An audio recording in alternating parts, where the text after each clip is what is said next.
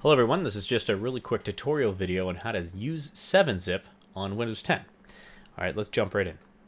So what I have here is I have a folder already set up called website, and inside of my folder I have an index.html file and I have a style.css file. Now, not to worry what's in these files, it's just a matter of having a folder on Windows and I have two files in this. And I want to zip it up so I can send it to somebody, either through submit through Classroom portal or email it to somebody, or however I want to send that to somebody. I want to zip it up or compress it so I can do that. So I'm going to right click on this file and go down to 7-Zip, and I'm going to go ahead and click add to website.zip.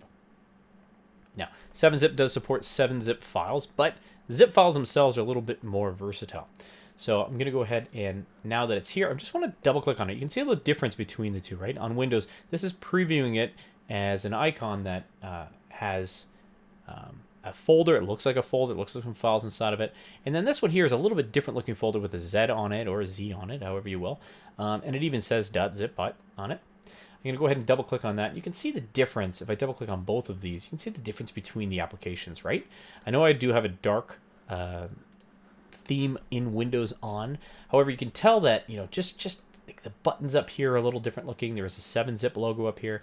What I'm doing right now is I'm navigating the zip. So I'm kind of peeking into the zip file that I created just now. You can see it has the same files. It has the index and the CSS file, just like the my normal folder does here that I'm looking at on the left.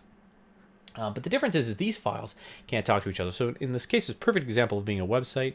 These two files can't talk to each other. So if I open that index.html file in my web browser and I needed that index.html file is calling that style.css file, this is not going to work. So these files won't talk to each other because they're inside of a zip. So zips are really just meant to transport files around. That's really what it is. Transport a folder of files around and send it around places. Again, email it to somewhere, upload it to somewhere.